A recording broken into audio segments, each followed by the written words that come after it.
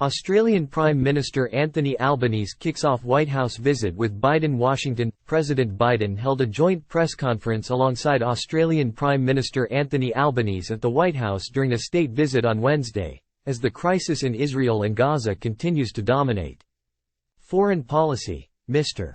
Biden and Albanese stressed the critical importance of the U.S. Australia relationship, with Mr. Biden emphasizing the importance of managing a competitive relationship with China and addressing Hamas violence against Israel. Albanese took a slightly more careful approach to the topic of China, and stressed the importance of supporting Ukraine as it battles Russian aggression. Mr.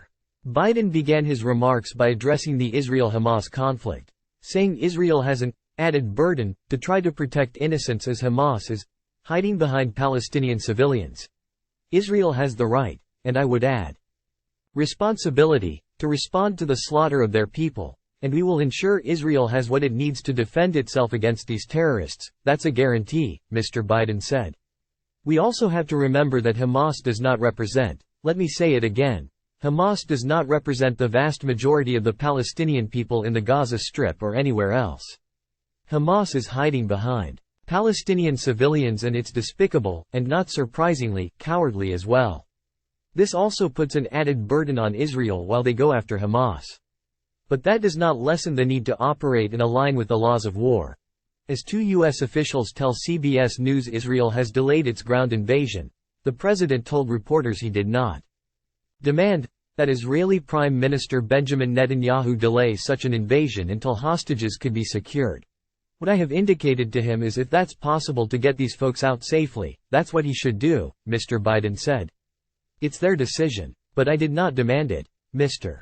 Biden and Albanese held a bilateral meeting in the Oval Office, and a state dinner is slated for Wednesday evening. Nearly 4,000 spectators on the south lawn of the White House were on hand for the official arrival ceremony for Albanese and his partner, Jody Hayden, earlier in the day.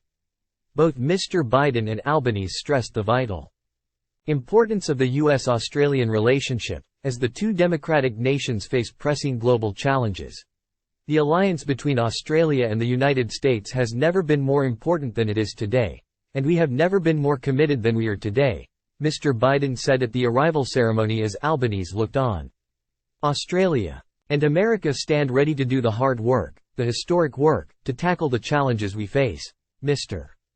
Biden added in their Oval Office meeting. Today, we are taking our alliance even further. The Indo-Pacific is a topic of discussion for the two leaders, as they focus on the need for less international and regional reliance on China. They are also focused on a plan to ship nuclear-powered submarines to Australia. During the press conference, Mr. Biden said China is acting dangerously in the South China Sea against vessels from the Philippines. Philippine leaders say Chinese ships caused collisions in 2 incidents over the weekend. Albanese was cautious in his approach to nearby China, saying their relationship is one where the principle that I bring to it is to cooperate where we can, disagree where we must, but engage in our national interest. The war between Israel and Hamas, and the potential for an escalation of conflict in the region, was clearly top of mind for Mr. Biden on Wednesday. Ahead of their Oval Office meeting, Mr. Biden said he and Albanese would discuss how they stand with Israel in the wake of Hamas's appalling terrorist attack. For his part, Albanese said the two nations stand fast against all acts of aggression, including from Russia and Hamas. Mr. Biden is urging Congress to pass a supplemental package that includes billions in aid for Israel, but until now, the House has been paralyzed without a permanent speaker.